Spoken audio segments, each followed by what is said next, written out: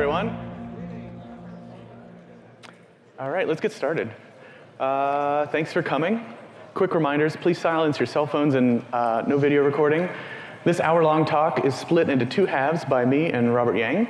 So we have separate evaluation forms. If you didn't get beeped on the way in, like if you stayed from the last talk, if you can go get beeped, that would be great. You'll get the evaluation form. Please fill them out because your feedback is important to us. My name is David Shaver, and I'm a game designer at Naughty Dog. Before that, I was at Respawn Entertainment, Shell Games, and Zynga. I've been in the industry for almost 11 years and worked on lots of different games, the most recent you can see here. I started out as a game programmer and switched to game and level design. Years ago, this very workshop helped me realize my love of design and helped with that transition. Now, this talk is about how to guide players naturally with your level layout and how to minimize the reliance on HUD markers and forced camera moves and all that stuff. It's the talk that I wish someone would have given me years ago because it really would have saved a lot of time. Speaking of saving time, this talk is jam-packed, so this overview is quick. Part 1, guiding players with Blockmesh layouts with me, and Part 2, Robert will be talking about level lighting. Let's go. First up, let's get all on the same page. What the heck is Blockmesh? Well, at Naughty Dog, we call levels built with simple geometry and textures Blockmesh. Unfortunately, our industry hasn't arrived at a single term at this yet. It's actually, they also call it gray box and white box and all kinds of things. Mostly, I prefer Blockmesh because it includes color and lighting, which are very important when playtesting layouts, since they help guide players. Also, handing off colored block meshes to your artists make it a lot easier to communicate the kinds of textures and colors you had in mind. Green floor, it's probably grass. Brown, it's probably dirt. Now let's look at a common level design process at a game studio. First, you need to establish the context and constraints of your level. This includes things like the environment type, the time of day, location in the story, available character abilities, enemy types, all that stuff. You should decide on the gameplay and narrative beats too. Once you have your requirements and beats, dive right into building a rough version of the entire level so that you can get a sense of pacing and scale. Be sure to stub in those gameplay and narrative beats too. Get something playable quickly, and then watch other people play it. There's no need for a formal playtest or anything. You just grab anybody, because the feedback that you get from them is going to change your block mesh. Repeat this iteration loop until you basically run out of time. And once you run out of time, your layout's locked, and you hand it off to the rest of the team to make it look amazing. But your job isn't done yet. Your task at this stage is to ensure that your design goals mesh with their artistic goals. So keep playtesting and work with your artists to ensure that it still plays great with the real art. Now, it's worth noting that every studio has a different process, but this core iteration loop is universal. So now let's get to the Blockmesh tips. Now, our game director, Kurt, told me that tips wasn't a strong enough word for how important these are, so I'm going to rename them now to guidance principles. So first up, we have affordance. One of the most powerful ways to guide players is by using affordances, which are properties of an object that define its possible uses and make clear how it should be used. A classic example is a door handle. Just by looking at a push bar or a pull handle, you intuit whether or not to push or pull the door as you approach. Ladders afford climbing. Edges also afford climbing. Ramps afford jumping off or smashing through a vent in Wolfenstein 2. Affordances depend on your game rules because that's what they're communicating to the player. So for our game designers, affordance is a great way to communicate to the player what they can interact with or where they can go. Players will learn what is interactive, and it will attract them towards these affordances. Consistent color and shape establish a trust contract with players who use these to learn your game rules. You should ensure that all of your affordances work consistently throughout the game, or it breaks that trust contract, which will cause player frustration. You should also include affordances in your block mesh phase. It'll help guide players where you want them to go. So let's see what it looks like. So in this block mesh, it's not clear where the player should go next. Sure, the ladder affords climbing up the little tower, but then what? Jump to the cliff, dive in the water? What if we add some affordances? It becomes clearer where to go. The boards on the roof afford jumping to the cliff, while the edge grabs on the cliffs afford climbing. Of course, this example is tailor-made for Uncharted, but the same concepts will apply to your traversal mechanics. It may seem silly to add them so early, but trust me, it makes a world of difference in how your playtests go, and it doesn't take that much effort. And one more thing, ensure these affordances use consistent shape and color, follow the game metrics, and you empower your team with this information. They could even be prefab objects that the whole team can use. Next tip, denying affordance. While affordances are important at showing the player what they can interact with, showing them what they cannot interact with is also important. This is denying affordance, and it prevents player frustration and guides them. Now, you can't just disable a ladder or place an invisible wall. I mean, you can, but you shouldn't because it's frustrating to players. So you need to contextualize why you can't use the affordance by adding clearly visible things that say, can't use this or don't go there. Also, make sure the reason for denied affordance is clear in your Blockmesh. At Naughty Dog, we record when a playtester tries to jump and grab something that they can't grab. We call these bad jumps and overlay them as red spheres in the game so that we can identify problem areas. Often, we'll find something that looks climbable but isn't supposed to be. So we'll cover it with foliage or something, and after the next playtest, those bad jumps will be gone. Like sanding down a piece of wood, this process makes the levels play smoother. Here's an example of using spiky shapes and breaking up the horizontal edge to deny climbing affordance. Even though the window is within climbing range, you still can't grab it because it's visually blocked. Notice how this is contextualized to the environment with bricks and rebar. This is important for games grounded in reality. For games not so grounded, you can get away with a lot, and that's okay. Just find the right tone and context for your world to make it feel natural and still deny affordance. Now let's see some Blockmesh. Let's say that we want the player to go through the window on the right, which is busted open. The left window is covered with a bush, and the front porch window and door are blocked with boards. Most players will glance at this house and go right for that window in a playtest. The intended way forward is open, while the rest of the entrance affordances are denied. Next tip, shape language. Establishing a consistent shape language communicates affordance and guides players. Climbing edges in Uncharted are always horizontal and flat. As a player, you learn this visual language affords climbing, excuse me, and you can spot it easily. Also, people tend to have emotional associations with certain types of primitive shapes, which is even common across cultures. We can use this to our advantage to guide players toward or away from certain shapes. Round shapes tend to be viewed as non-threatening. There's nothing to stab you with. Rectangular shapes are viewed as stable and trustworthy, like a shelter. And diagonal shapes are viewed as aggressive and dangerous, like a spear. Now let's take a look at a screenshot from Uncharted: The Lost Legacy and highlight the shapes. As you can see, the spiky shapes feel a little bit uncomfortable, possibly causing you to want to avoid those areas. The round areas aren't a threat, and they actually provide stealth. And the square shapes are combat cover or buildings, nice and stable. All of this subtly guides the player to the buildings. Now let's see what it looks like in Blockmesh. Let's say we want the players to go to the right, and they're being chased, so exploration will wreck pacing. The path sort of leads there, but some players may veer to the left, so how can we gently nudge them to the right? First, let's add some spiky trees and some other pine trees that angle toward the goal. Then we'll add some round bushes. Finally, we'll add a small building, and I'm not going to lie, at this point I kind of feel like this. But with a lot less hair.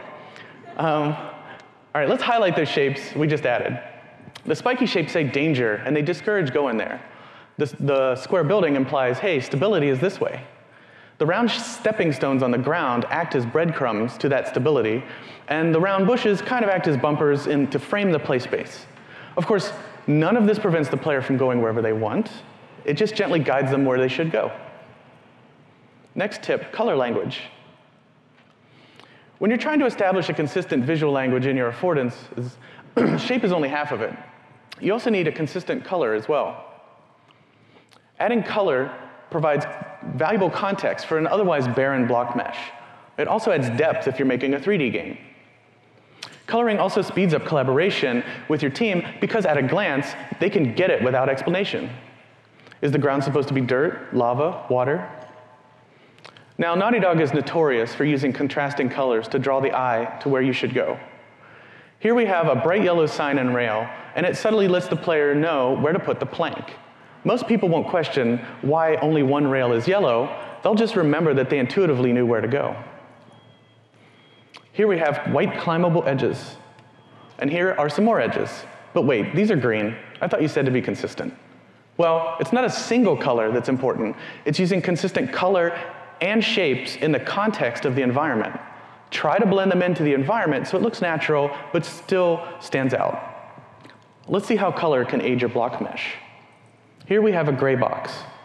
It's not really clear where the player should go or where they even can go. Affordances are gray and they're hard to see. Also, what kind of environment is this? A desert? An icy planet? First, let's add color to the affordances so that you can see them and the path forward, sort of. But we're still missing the context. What is this place? You know, everything blends together. Boom. We add color to the top of the blocks, and suddenly you're in a grassy, mountainous area with water down below. As you can see, adding color to your block mesh helps contextualize the level to the players and to teammates. And to further ground this on Earth, let's add some props. Okay. Now, color is important, but it shouldn't be the only thing that you rely on because some players are colorblind. You should combine color with other techniques, like unique shapes, using contrasting color values rather than hues. Bonus points if you can get colorblind playtesters or teammates to help identify problems and make your game more accessible. Next tip, landmarks. There she is. That's our building. There's the tower. All right. Here's the bridge. That's our way out of here. Ever wonder why game characters spend so much time pointing at things in the distance? Well, that's because they're landmarks, and they're a great way to orient players in your world. A landmark is basically just a big object that can be seen from far away and from different vantage points. If used correctly, players will see this object over and over as they get closer to it to let them know they're headed in the right direction. Landmarks also act as a goal for the player to work toward. They're also called weenies. If you want to know more about that, just Google Disney and weenies. Don't worry, it's safe for work. Probably. Depends if your safe search is on. All right, check this out.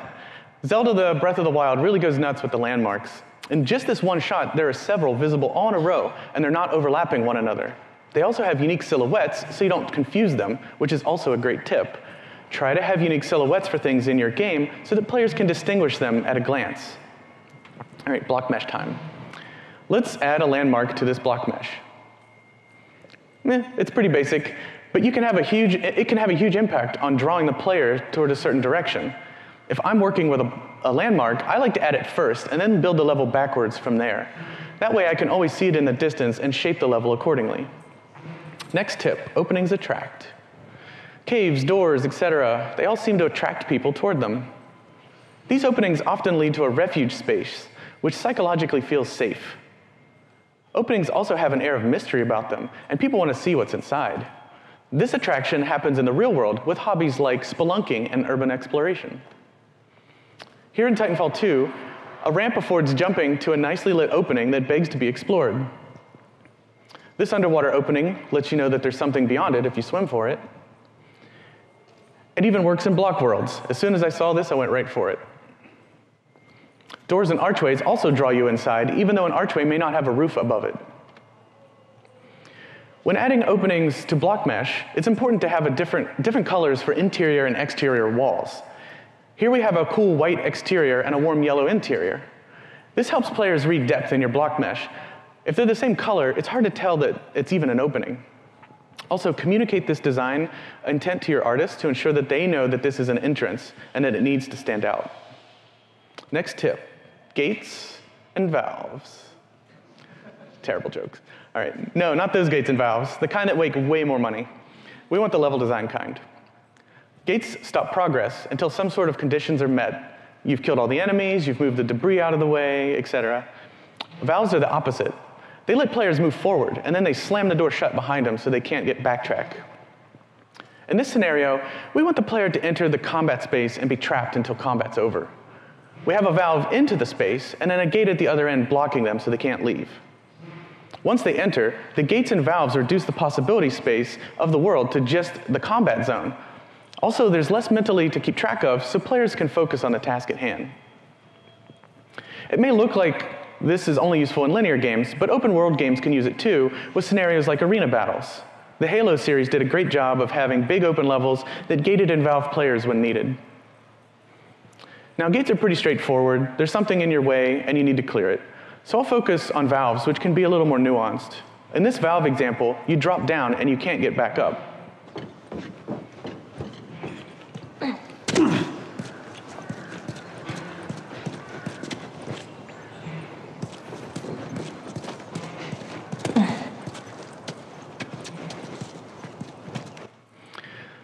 A fairly famous valve is in Super Metroid, where an entire chunk of level acts like a valve. At some point, the player falls down this really long shaft, and there's no way back up. They're stuck, and the vast possibility space of the game is reduced to a tiny portion as seen on the map. In this space, they find two critical items, the high jump boots and the ice beam, and they learn to freeze enemies and then jump off of them so that they can use it to escape the shaft. The shaft that was once a valve has now become a gate that needs to be overcome. Given the entire world to explore, they may never have discovered this ability. Next tip, leading lines. Leading lines are a composition technique where lines in the environment draw the eye to a specific place in the scene. In this photo, the logs draw the eye up and into the frame to finally rest on the house. In games, these are often things like roads and pipes and cables and all sorts of stuff. Here in Titanfall 2, we wanted the player to focus on this door and not miss the reveal of a new enemy. Pipes and floor grates form leading lines to the door. And when you get close, a stalker rips the door open for a grand reveal. Here in the Blockmesh is a hallway with a T-junction at the end. Let's say you wanted the player to go to the right again. Right now, it's a coin toss. They may turn left, see a locked door and turn around, or they may smoothly go to the right and enter the next area. By adding some leading lines, though, we can draw their attention to the right and increase the chances they'll go there. Pipes on the walls and rug guide the player down the hallway. But the pipes on the left stop, while the pipes on the right go along around the corner, drawing the eye. The caution cones break up the red line of the rug going left. And to go over the top, we add a big bright yellow cable that hugs the right side and goes along around the corner. Just some simple shapes, but it can have a huge impact on smooth navigation in your playtests. Next tip, pinching. Pinching basically means your layout funnels the player to a specific spot. You accomplish this by blocking off areas and angling shapes to naturally flow to that spot. It's good for redirecting players to a specific area, and it's also a great way to set up a cool reveal, like the view of a landmark, without forcing the camera to look at it. If you pinch them to a specific spot, the camera will be naturally pointed at the thing you want them to see. Wrong slide. OK, here we go. Of course, all of this completely depends on your mobility mechanics. It's much easier to do this in a game where players are stuck on the ground than in something like Titanfall where they're flying all over the place. Let's look at an example. Here, the buses and cars are angled to a specific spot, which you can see highlighted here. Walking down the street, the shapes naturally bring you to the end of the pinch, which faces the way forward. Let's see it in action. In this video, the pinch lines up a perfect shot of the hospital in the distance, which is your goal, and the tunnel that takes you there.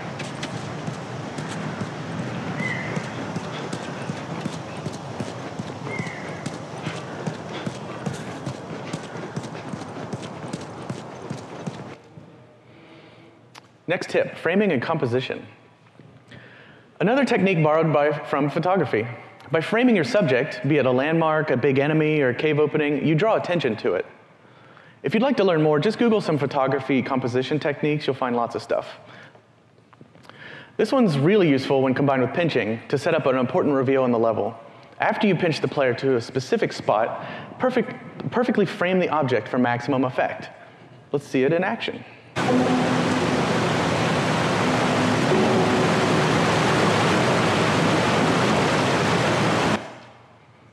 As you saw, the players naturally pointed at the dam, and due to good framing, it was the dominant thing on screen. Also, a side tip, people's eyes are drawn to detail, and the dam is very detailed. All of this with just some layout and no forced camera moves. All right, next tip, breadcrumbs. Oh, yes.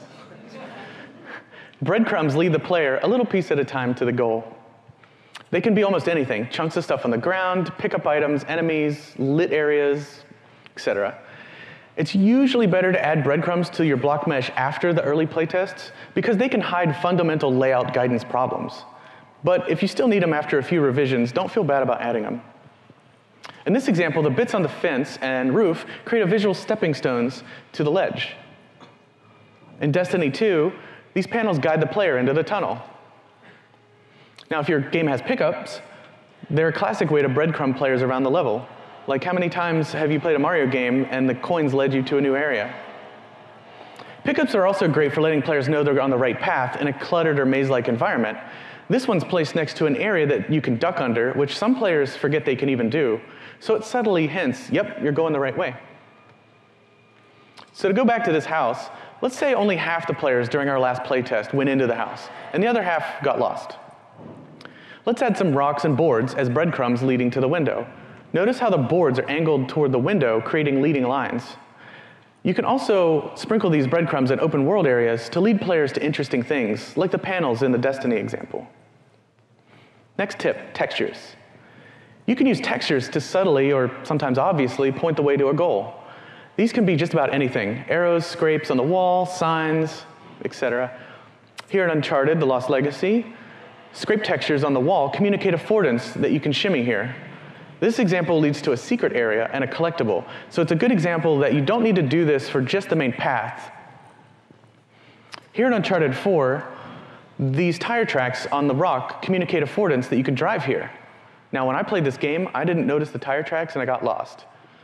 I didn't work on this game. I worked on the next one. Once I noticed the tire tracks, though, the rest of it driving went totally smoothly. Signs literally point the way to the hospital, which is also your goal. These textures are often some of the last things added when making a level, so seems like it's not really going to help your Blockmesh phase. But guess what? You don't need to wait for an artist to add them. You can cheat, and you can build them out of Blockmesh for your playtests. Here I've added an arrow and a sign to point the way. And these scratch marks lead into the alley, indicating something heavy was dragged back there. And the best part? These are all just Blockmesh. Labeling rooms and areas can be super helpful for both linear and open games. If you're building a school, for example, having labels like gym and cafeteria provide valuable context and signposts as your players explore. I totally hit next. All right. Here I've pulled this away from the wall a bit so you can see that it's just a bunch of blocks. This stuff only takes a couple minutes to do, and it works wonders for your playtests, and also to communicate with your artists where you think signage might go. And I'm not going to lie, this one is so easy and simple, obvious, it kind of blew my mind when I learned it. All right, next tip. Movement. Movement grabs the eye and the player's attention. This can be anything that fits your game. Big scripted moments, birds, sparks, buddies, enemies, and even just something flapping in the breeze. Also, make good use of the direction of the movement. The player's eye will follow the movement, and it can draw an invisible line right to where you want them to go. In this example I'm about to show, the birds draw your attention to the left, where there's this open trailer door. And the trailer door is also banging in the wind. Both of these things kind of subtly let you know, like, hey, maybe you should check out what's inside.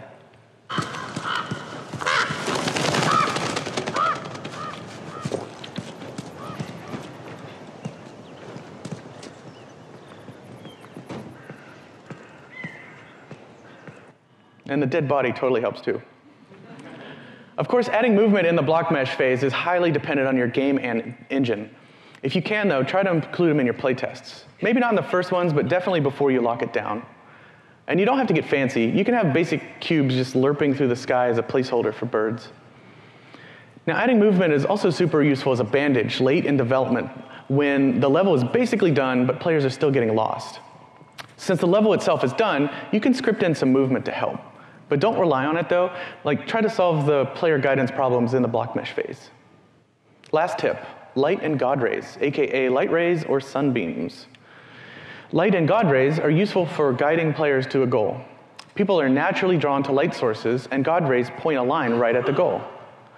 This is important, even in the Blockmesh phase. The Naughty Dog lighting artists begin very early. In this example, the two lit areas are breadcrumbed goals. First the one with the bad guy in the middle, and then the one at the top right. Here we have some God rays coming out of a window. They take up more screen space, so you're more likely to notice them, and they draw a leading line straight to the window, which is also the exit. Also, notice that swordfish. It is totally drawing an arrow right at the window. So that's not lighting, but textures or whatever. So since my talk is about player guidance, these light tips focus on that. Robert's upcoming talk is about lighting a level, so let's start wrapping it up. But first, a bonus tip. The squint test, so simple and majestic, but what is it? Well, it's basically an easy way to see what stands out in your level. Step 1, squint your eyes and look at your game. Step 2, things will be blurry, but what stands out from that blur? A lit door, a bright yellow truck? The things that are standing out are the things that players are going to notice first. So step 3, adjust your block mesh in your lighting so that the things that are popping out are the things that you want them to see. And here's a fun quote Matthias gave me. My professor used to say that squinting can replace 4 years of art school. Thanks for the OK, let's see it in action before we wrap up. Here's a shot from Titanfall 2. Squint your eyes and take note of what stands out. Go ahead. I'll give you a minute. Squinting. Are we good? Squinting. Got it? OK, good.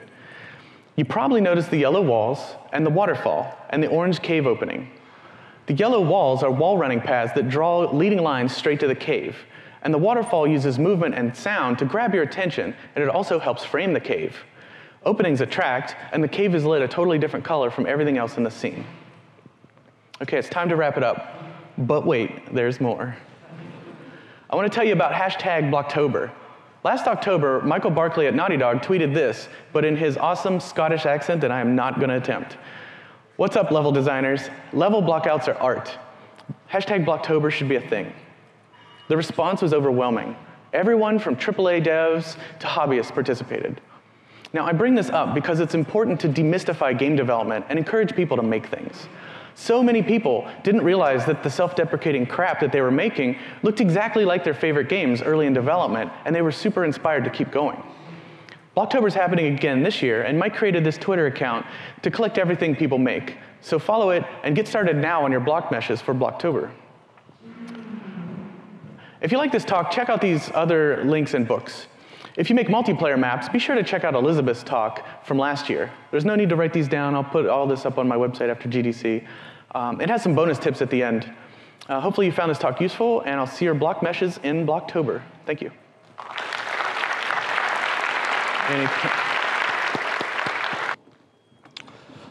OK. Hi, this is the second half of the talk of Invisible Intuition. I'm Robert Yang. I'm a professor at the NYU Game Center. If you want to know more what we're about, come visit us on the expo floor starting Wednesday. And David just talked a lot about blockmesh and gray boxing, not gray boxing, sorry, just block meshing and geometry. And in this talk, I want to focus kind of more on the lighting side of things because, as David just said, at Naughty Dog, they actually start lighting really early. So this is also kind of a dimension of level design that I think a lot of people are scared of and want to avoid doing, and you shouldn't be scared about it. So a little bit about me. I'm mostly known for my gay culture video games. Can I get a round of applause for gay sex? OK, no, stop. It's not about that, perverts. This talk is kind of more about maybe how I light my gay video games, maybe, a little bit. And it's OK if you're not cool enough to put gay sex in your game, but even if you're a straight person, you can put lighting in your game, maybe. So in this talk, it's kind of aimed more for beginners and kind of intermediate level designers, although even if you're like an experienced level designer, maybe you don't think about lighting as much as you could, so maybe it'll still be helpful for you. We'll start with a kind of more general discussion of lighting and then kind of get more and more specific as the talk progresses until we end with how to light a level with like a more specific suggested workflow that you can do in Unity or Unreal or whatever you use. So first, let's start with a brief history of light. A very brief and simple history of light might start with the sun, right? The sun is really great. Let's give it up now for the sun. Although it's going to rain a lot, I'm told, so you won't see much sun in the next few days. There's also, fire, controlled burning in gas lamps, incandescent light bulbs with filament and run current through the filament. There's also a stronger focus these days on energy efficient light sources like fluorescent lighting or LED lighting is also becoming more common. And I think it's very tempting to think of this as a story about technology and progress and older light sources becoming obsolete or something. But that's not exactly true, and I don't think that's exactly accurate. Like the light bulb did not make the sun obsolete, right? Like you still like going outside and playing in the sun or whatever you do in the sun. I wouldn't know, I'm a game developer. But the LED did not make the fire obsolete, right? You'll go to a restaurant and maybe tonight and have a nice candlelit dinner or something, and the flickering candle, it's really nice when that's actual fire, not one of those weird LED flickering things, right? So as a society, I think we still use fire as a light source, not necessarily as like a task light source where you like write letters by candlelight or something. But it's still in our birthday candles, our campfires. Fire hasn't disappeared, but our culture around fire has changed. Fire used to be common, and now it's kind of more like a special occasion kind of thing. But it's still here in civilization. So each of these light sources means something different and makes a space feel different. And I urge you to pay attention to the different moods and atmospheres these different light sources evoke. And today, contemporary lighting design has been kind of heavily standardized and industrialized. If you're a lighting designer and you're shopping for light fixtures or luminaires, as they're called in Europe, it's very common to, on the left right there, that's like a picture of like a lighting catalog. And the lighting catalog gives you all these different stats so you can kind of predict what the light will do. And there's also usually often like a chart in that lower left. I've blown up the chart on the right there. And that's a light distribution curve chart. And that kind of shows you how much light that light source or light fixture is going to throw at every given angle. So notice this light bulb with that light distribution chart on the right. It's kind of shaped like a heart a little bit and has like a crease at the top. Well, that makes sense, right? Because the light socket is on top. It's not going to throw light through the light socket. That doesn't make sense. So it's mainly throwing light downwards and to the right. So now you know how to read a light distribution chart. It's pretty easy. So this is how real-life lighting design quantifies and standardizes the physics of light. But in video games, light is often much messier than this. So now I want to talk a little bit about what is game lighting and what do we mean by that.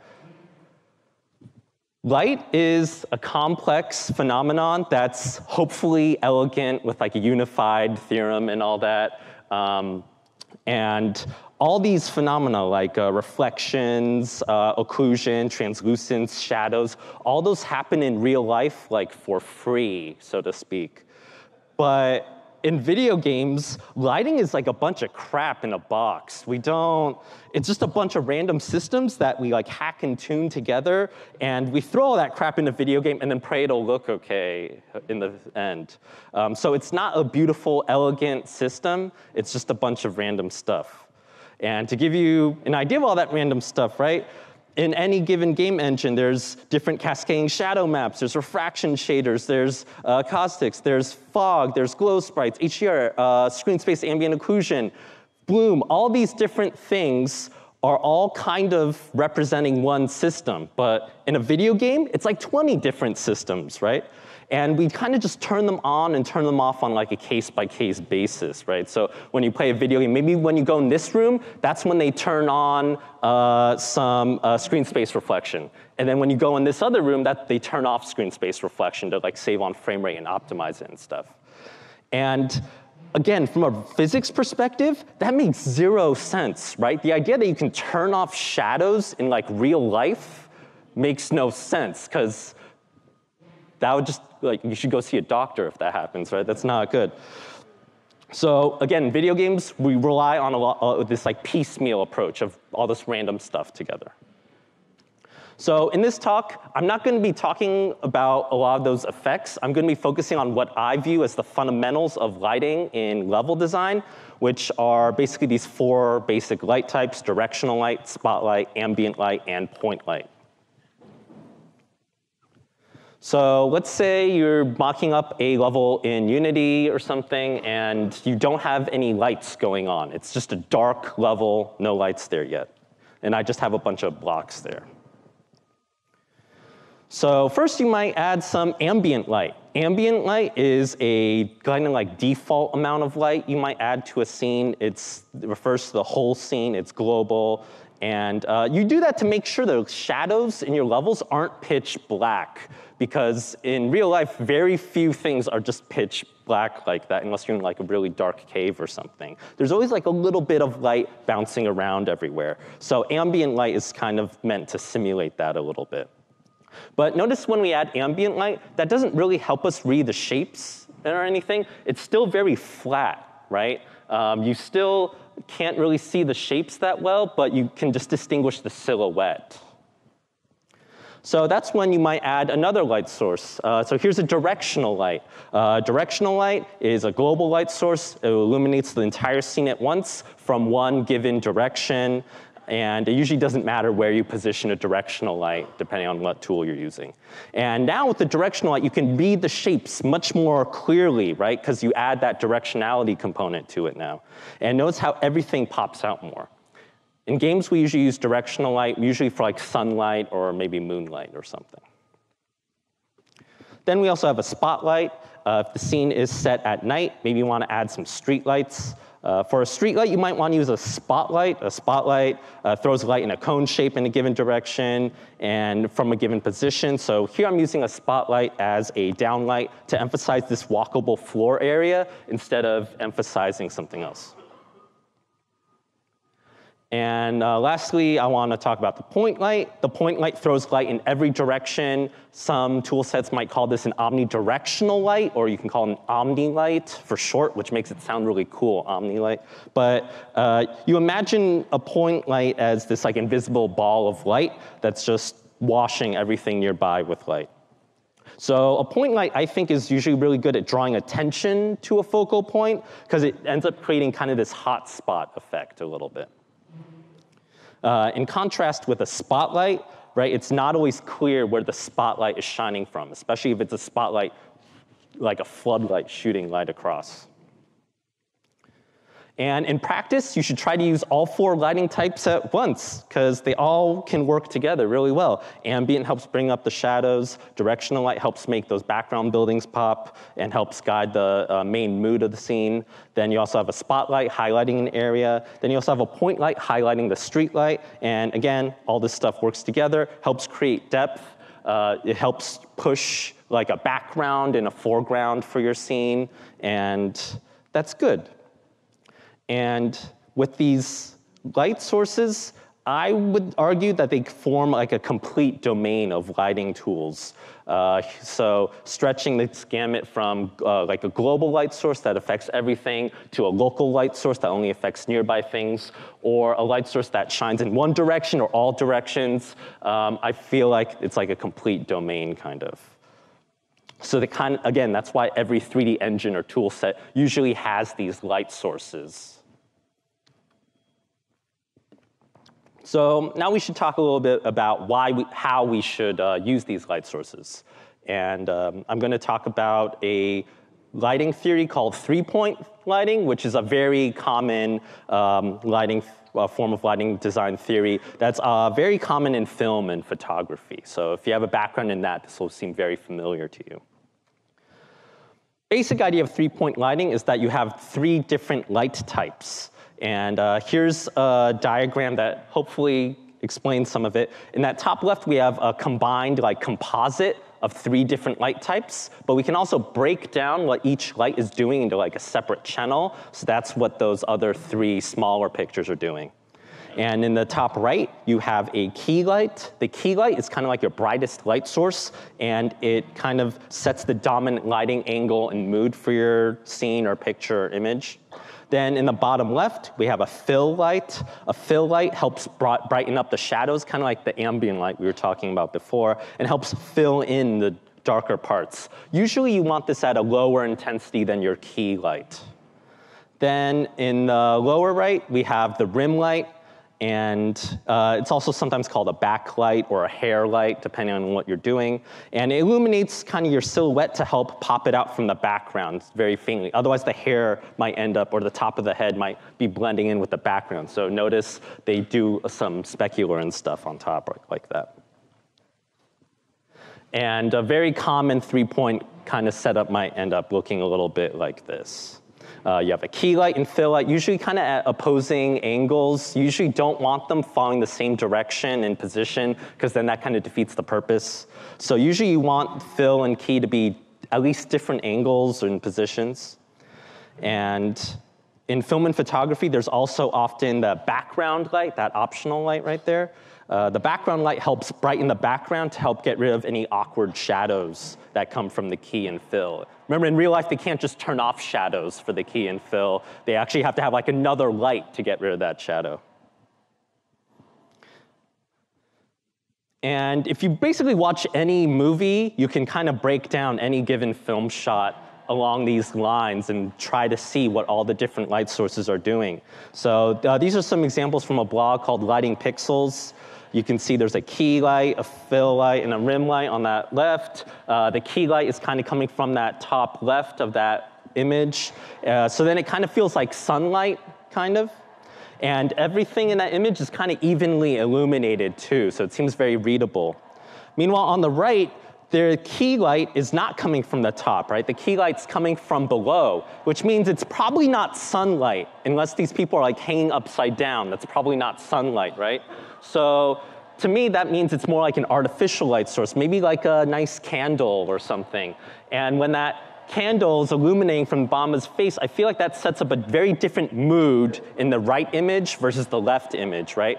The right image feels kind of more intimate and maybe even like romantic. I don't know what movie that's from. Maybe they're breaking up or having a divorce. I don't know. Some shit is going down in that right image, right? But in the left image, zero shit, right? It's very, very nice and safe. And it's really important to note that with three-point lighting, it's referring to three types of light sources. You don't always need to place three lights in every scene. So for example, in that film shot on the left, there's only two light sources there, a key light and a rim. There's no fill, and the right side of his face is left in shadow. And that's okay if that's what you want to do with your lighting, and that's the mood you want to create. Same thing in that right image. There's only one light source, just one key, to help kind of emphasize, I think, the extreme close-up and intimacy of that shot. So again, it's just about what you want to do with your lights and what you want your lights to say. So here's another example. I made Unity. Say you want to like light this hunky dude with three-point light theory. The way I lit him, I had a key light kind of grazing him a little bit so I could like catch some muscle definition. And I had the fill light kind of a little off angle from there because I still wanted to maintain the key, but I wanted to soften how the shadows were hitting him. If you see in the right, that's variant without the fill light. And without the fill light, I felt like his face was too much in shadow and I couldn't read what was going on. And if you're like a beginner level designer, I would say most beginners forget to do the fill part. And if you're starting out, you should err on the side of more fill than less fill. And then lastly, I have a rim light, also kind of picking out the right side of his face there and help separating that from the background so you can read his features better. And as for implementation, here I'm actually using 3 directional lights in Unity, but just with the layer mask set to just one layer just for that object. So it ends up being not that expensive if you use the culling masks. In Unreal, you can use a feature called light channels, which kind of does the same thing, and it's super useful for isolating light sources for objects. But most games end up doing just maybe one light source technically, with the key light might be your main directional light, but your fill might be ambient or spheric harmonics probes, and then your rim light might be Fresnel and reflection and stuff in your shader. But I think there's one big problem with three-point light theory for games, especially in regards to level design. And that is the fact that film and photography have a very tightly controlled camera perspective. But in video games, we often give camera control to the player. So if you were looking at this hunky dude, and then you walk around and admire the back of this hunky dude, now the key light isn't a key light anymore, because the viewing angle has changed. Now my rim light is like a key light. Now my fill light isn't visible or something. I don't even know what's going on in that image anymore. So one big problem here is that we can't really know where the player is going to see this object, which will affect how we compose our lighting.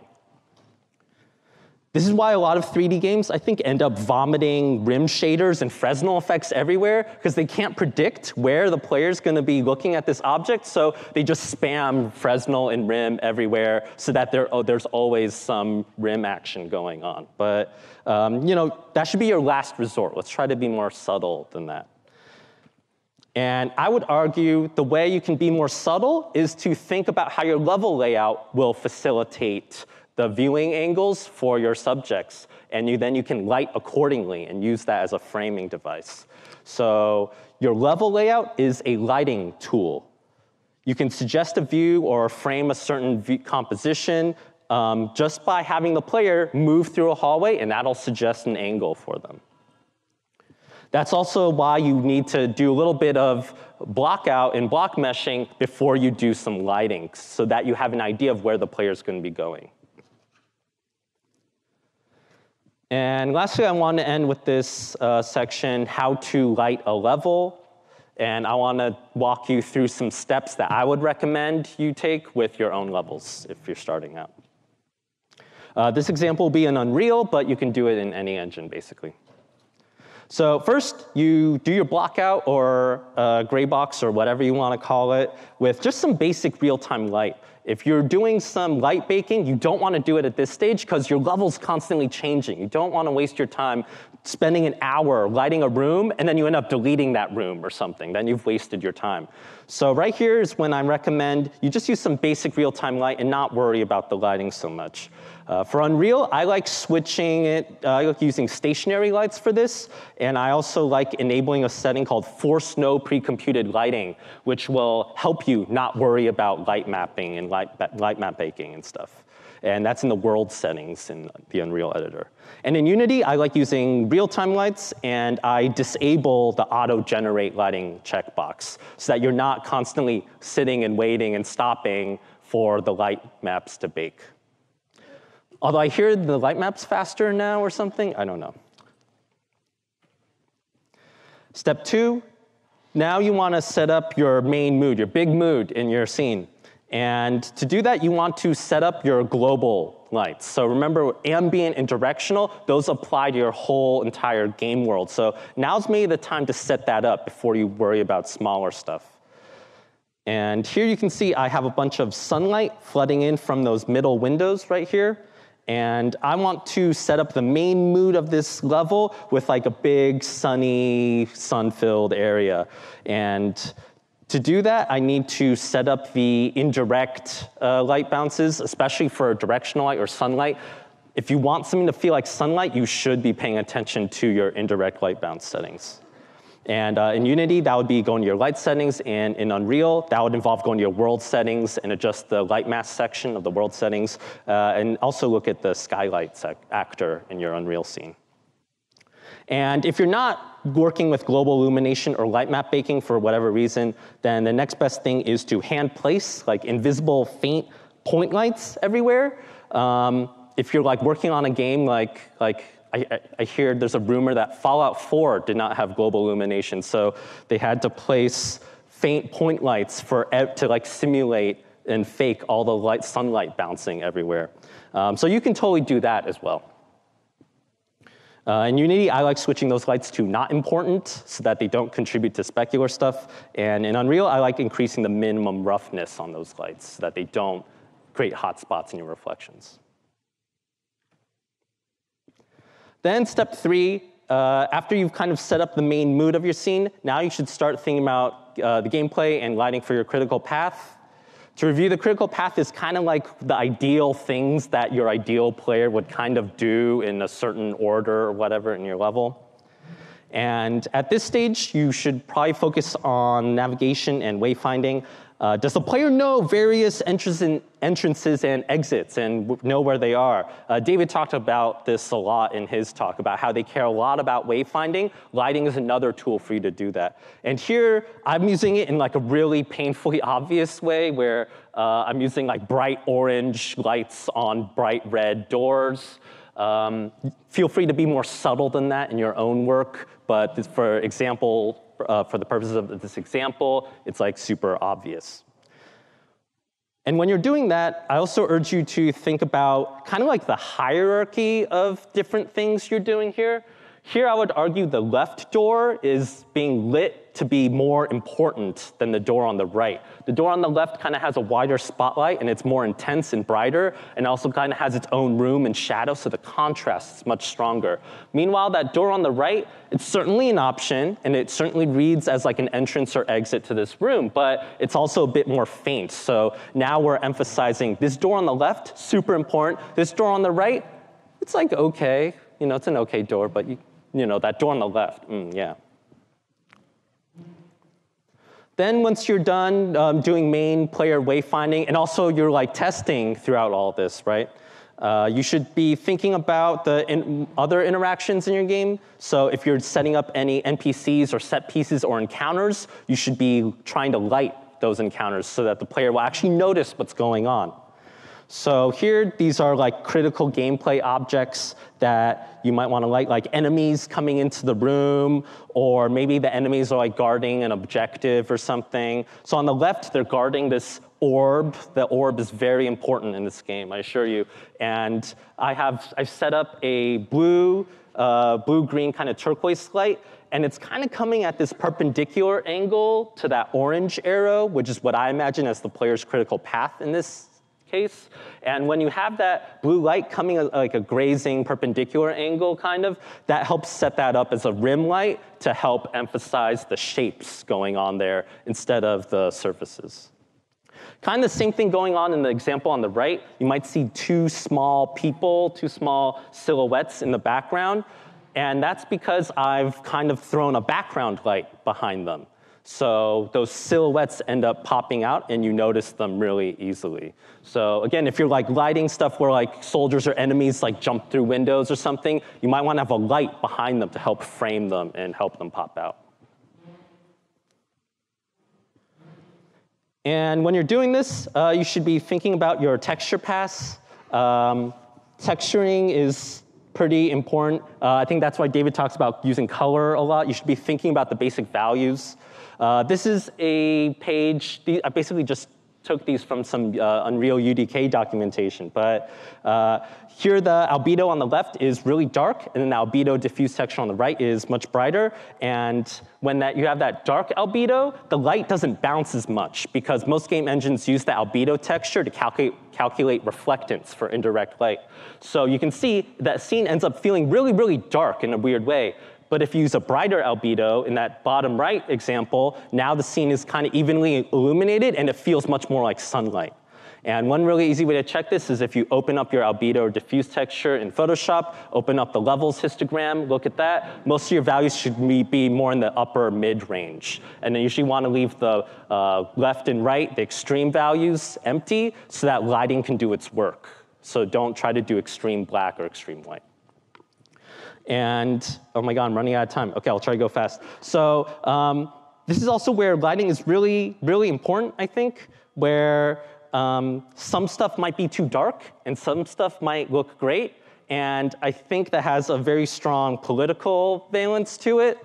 This is an example from an article called "Black Skin is Still a Radical Concept in Video Games." And in this one, the woman on the right from Skyrim, I would argue is lit pretty well. You can read all the different contours and surface planes of her face. Meanwhile, the woman on the left is lit very poorly, I think, where I can't really read her face that well. Her chin and jaw are like totally lost. And I'm I'm not trying to like call out Skyrim or Bethesda. Like I don't think there was like an evil racist at Bethesda going ha ha ha, right? I think this was just an example of like institutional racism that happens in video games where maybe playtesters were testing mostly with white characters, so they never saw that black characters are lit really poorly in this game, or need more specular contribution on their reflection or light probes or whatever is going on in Skyrim. So it's important for us to take responsibility for our art, and if in doubt, just ask a collaborator so that you can kind of avoid situations like these. And then the last step is you should maybe iterate on your level, keep trying different lighting schemes. And this is an example of a like sci-fi scene that's lit 4 different ways. So keep experimenting with your lighting, but at the same time, know when to stop and move on with your life. This is a trap that a lot of level designers fall into. They keep tweaking lights a little bit brighter, a little bit darker, as if that'll make a huge difference. It will not. I guarantee you, just make the lights as good as you can and then move on. Maybe come back to it later if you have more time. You won't have more time, but go back to it later. Just say that to yourself and move on and make the rest of your game. So to review real quick, lighting sets mood and evokes culture. There's 4 different light types common to a lot of 3D game engines and tool sets. 3-point lighting argues that you should think about the task and function of each light and what it's doing for the image composition. Light globally, do your big lights first, and then start doing spot checks for gameplay and critical path. And also, know when to stop fiddling with your lights and move on and make your game. And don't just keep fiddling with one light. Thanks for listening. That was me. Applaud.